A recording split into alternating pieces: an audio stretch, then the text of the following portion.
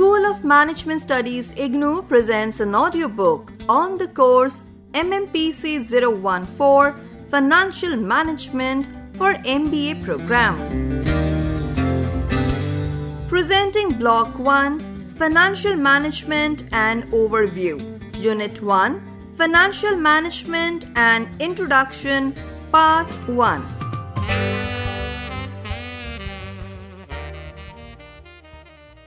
After completing this unit, you should be able to familiarize with the scope and functions of financial management, explain objectives of the business firm, discuss major decisions of the finance function, and describe the structure and organization of the finance department.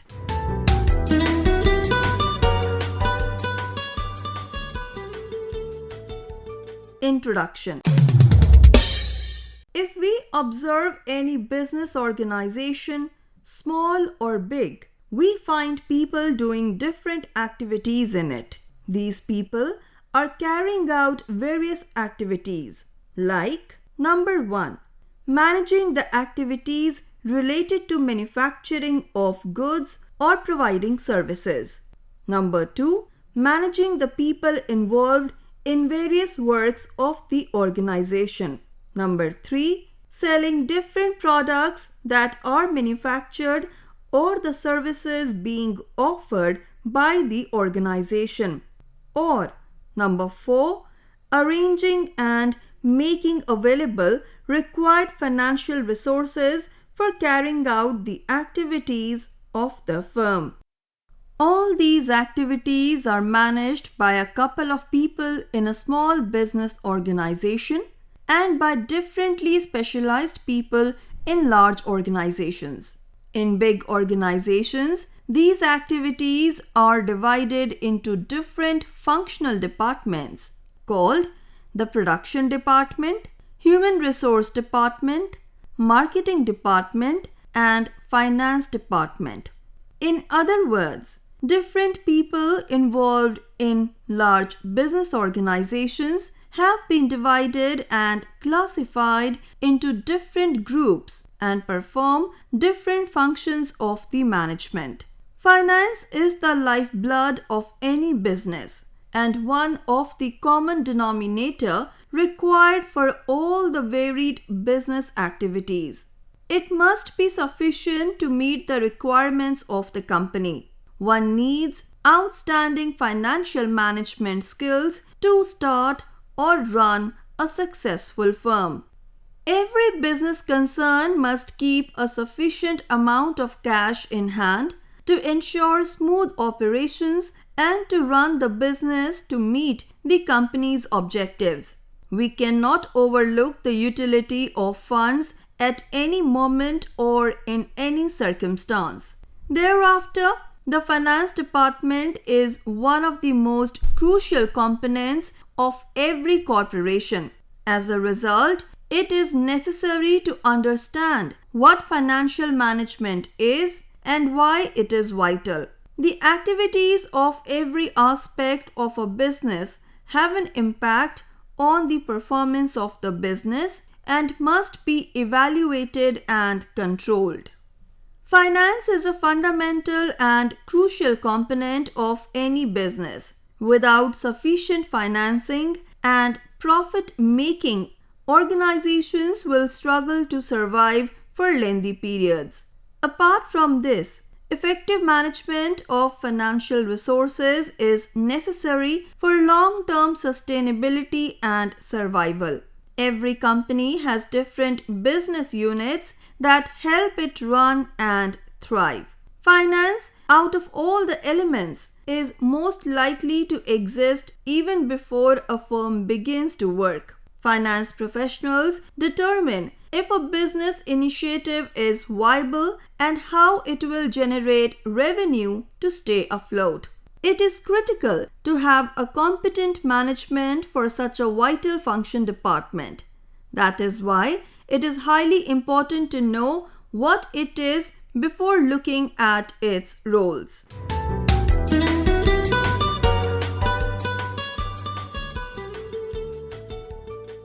Nature of finance function. The main goal of any business firm is to make a profit. For this purpose, it invests money in a variety of income-generating assets sourced from various sources. As a result, the finance function is aimed at certain decisions, which are: number 1, to determine the fund's requirement; number 2, to determine the assets to be acquired or fund deployment; and number 3, to determine the pattern of financing the assets. Thus, the finance function is a managerial activity involved with the planning and control of a company's financial resources to achieve returns on invested capital. Raising and employing capital to create profit, as well as paying returns to capital suppliers, are all part of a company's financial function. As a result, the company's cash will be invested in the best investment possibilities in the hopes of making a profit in the future. Finance and other functional responsibilities are closely intertwined because all firm operations, whether directly or indirectly, entail the acquisition and use of funds. Although distinguishing the finance function from the other business functions might be challenging, the finance function can be broadly stated as: number 1, routine functions, and number 2, managerial functions. Routine tasks do not demand a greater level of managerial expertise to do. The regular functions are essentially clerical and are meant for the proper management of managerial tasks. Some of the most essential routine functions are: number 1, supervision of cash receipts and payments as well as cash security; number 2, safekeeping and custody of securities, insurance policies and other precious documents; number 3, taking care of the methodological procedures of new outside financing; and number 4, report preparation and record keeping. The supervisory jobs are in charge of these day-to-day operations. About 3 to 4 decades ago, the finance function was limited to routine operations, and the financial executive's involvement in managerial finance activities was a relatively new development. More financial planning, management, and execution are required for managerial activities. Managerial functions essentially relate to raising of funds and deployment of funds.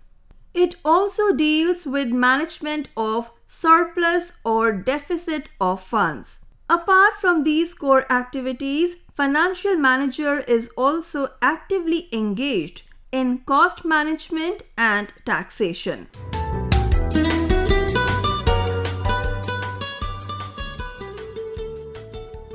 Approaches of financial management. Financial management is the study of the process of producing and wisely using financial resources to improve the value of a company and consequently its shareholders.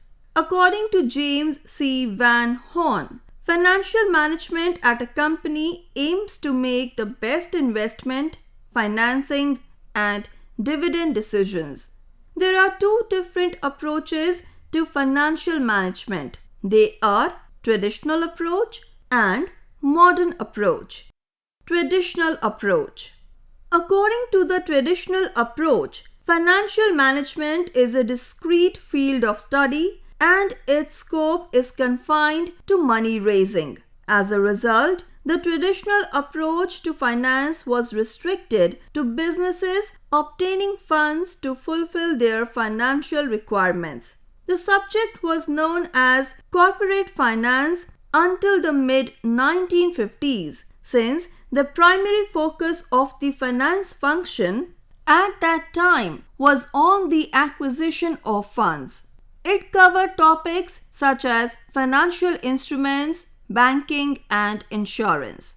Further, certain specific events like mergers, liquidations, consolidations, and restructuring aggravated the difficulty of raising capital. These are the fundamental aspects of corporate finance, a subject that has little to do with the distribution of a company's funds. The financial role, on the other hand, has been deleted from the old paradigm due to major concerns. The limitations of this method can be divided into three groups. They are: number 1.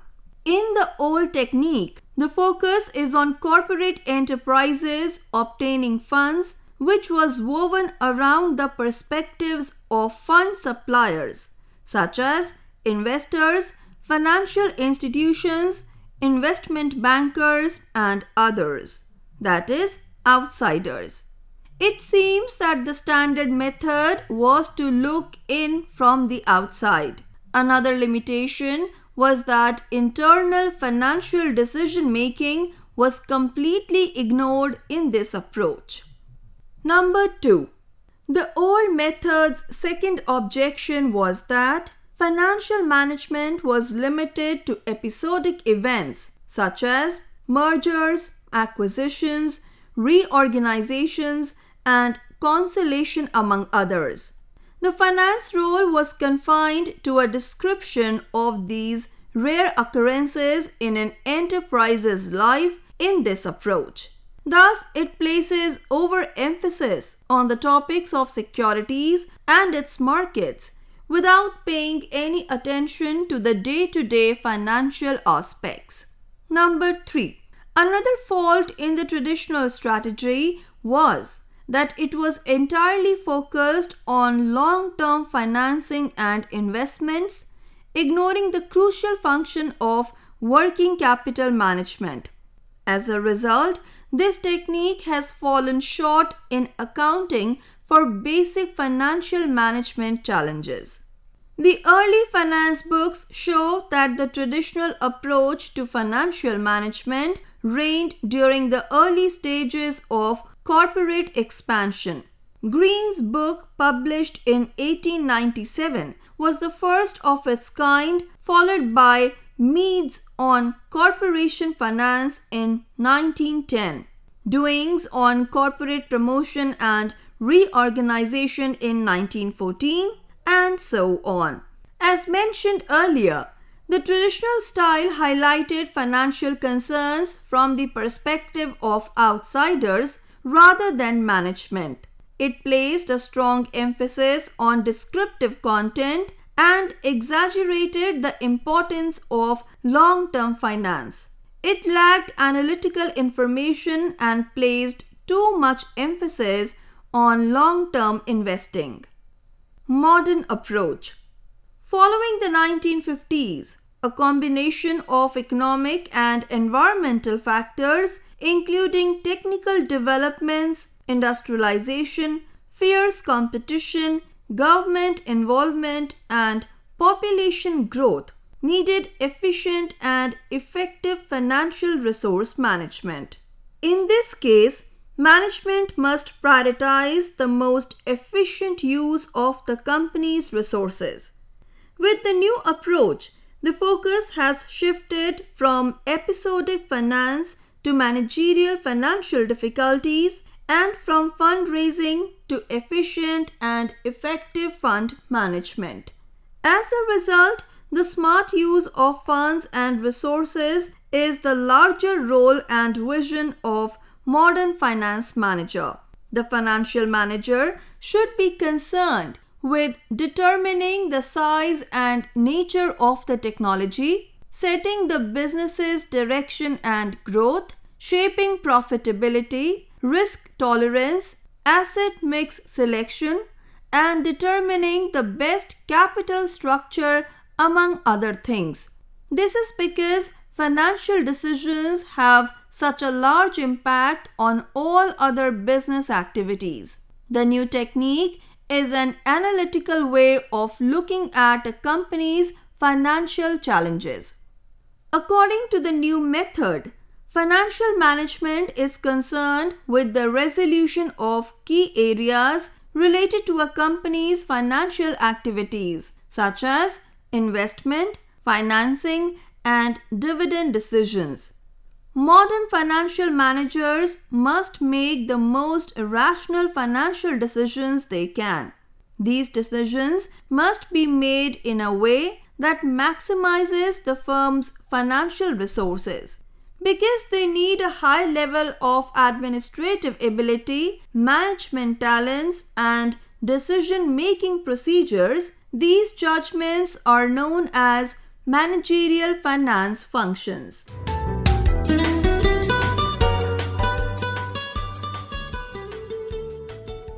Financial decisions. Finance responsibilities are critical in corporate management, regardless of the kind, size, age, or structure of the company. A business finance function is the link between the value of a commercial enterprise and its many variables.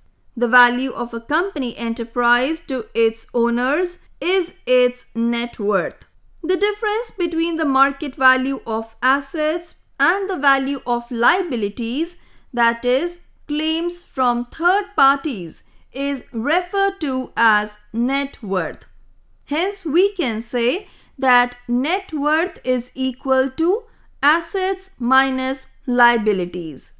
When a company's net worth rises, it can be assumed that the company's value is increasing. The elements that influence the value of a company are: number 1, internal. This refers to investment activities, financing mix, and distribution of profits. Number 2, external. This refers to state of the economy, capital market conditions, and tax rates.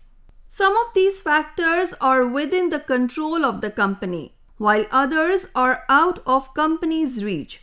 Internal or controllable elements determine the value of a company, providing the uncontrollable factors remain constant. As a result, the investment, financial condition, and profit distribution of a corporation define its value. So the equation becomes V equals to F in brackets I, F, and D. The corporation's financial activities can be separated into 3 key decisions. They are investment, financing, and dividend.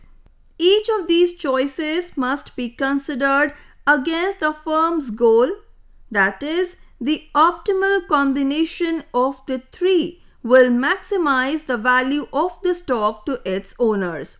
We must assess the cumulative impact of these acts on the firm's value because they are interconnected.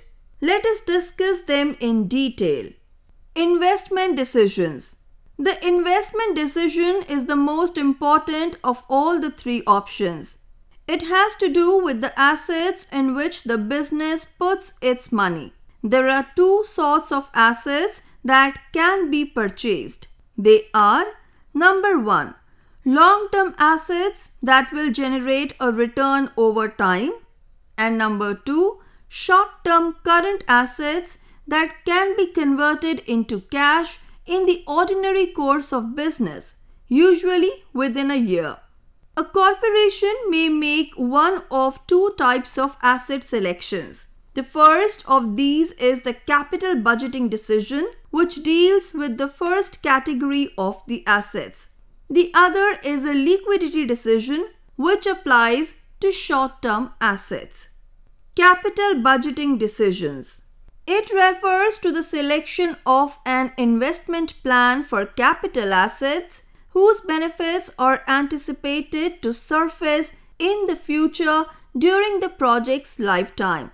This is a company's most crucial financial decision. The initial stage of the capital budgeting choice is to choose an investment from among the available possibilities. The decision will always be based on the benefits and returns of each option. As a result, estimating the value of an investment proposal is a critical component of capital budgeting. Another aspect of the capital budgeting decision is the assessment of risk and uncertainty. The accrual of the advantages of the planned investment is unpredictable because they will be realized in the future. There is a level of risk associated with this decision due to the uncertain future advantages. As a result, the expected return on the investment should be balanced against the risk involved. Finally, this return should be compared to a set of benchmarks which are referred to as cut-off rates, needed rates, hurdle rates, minimal rates of return, and so on. For this reason, the appropriate standard to use is the company's cost of capital, which is another important aspect of the capital budgeting decision. Thus, the investment decision involves a current cash outlay for an expected stream of cash inflows in the future. The cash flows, both outflows and inflows, occur at different times. They are not comparable as a result. The temporal value of money is computed by discounting all cash inflows to determine the present value or of all cash inflows. The current cash outlay or project cost is then compared to the PV of cash inflows. This concept has been discussed in detail in a subsequent unit in this course. Liquidity decision. The liquidity choice pertains to the management of current assets, which is necessary for any business firm's solvency in short term. The main purpose of current asset management is to strike a balance between profitability and liquidity. These two concepts are opposed. If a company does not have enough working capital, it will become illiquid and unable to meet its obligations, placing it at a risk of bankruptcy. Profitability, on the other hand, diminishes when current assets are very huge, as the funds are tied in current assets. Current assets are mainly cash, inventory of raw material, work in progress, finished goods, and trade credit given to customers. The liquidity decision's objective is the main strategy and consideration in assuring a trade-off between profitability and liquidity. Furthermore, to avoid deficiency or excessive locking up of funds in these assets, the funds should be invested optimally in the current assets in question. An overview of working capital management and effective resource allocation on individual current assets should be included in the liquidity decision. This concept has been discussed in detail in a subsequent unit in this course. Financing decision.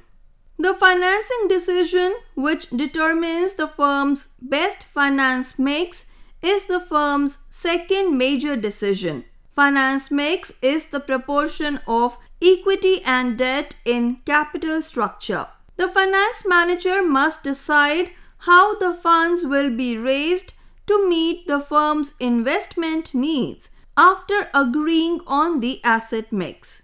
The most essential consideration in this selection is the proportion of stock and debt capital. Because debt capital influences shareholder return and risk and the firm's cost of capital, the financial manager should determine the optimal capital structure to maximize shareholders' return while minimizing risk. In other words, the debt-equity combination with the lowest cost of capital and the highest market value of the firm's equity. Dividend decision. A company's dividend policy is the third most important decision it makes. The company's finance manager must determine whether to distribute all profits or keep a portion for reinvestment and distribute the rest of the profit. The influence on the shareholders' wealth should be considered while taking a dividend decision. The optimum dividend policy maximizes the company's stock market value. The dividend payout ratio should ensure that the shareholders are not dissatisfied and the value of their shares is not adversely affected. The elements that influence the firm's dividend policy in practice are also an important aspect of the dividend decision. This concept has been discussed in detail in a subsequent unit in this course. To summarize, financial management means applying the financial analysis techniques to these three decisions which are taken by the company in its course of operations.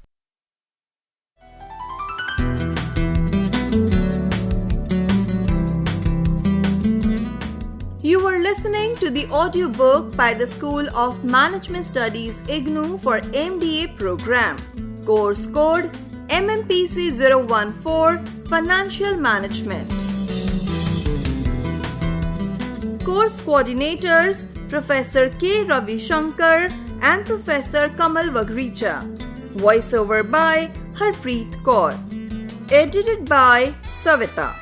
Program assisted by Tarannum Jahan and Jagbandhu Jana. Program produced by Dr. Manoj Kumar Singh. This program was brought to you by Electronic Media Production Center of Indira Gandhi National Open University.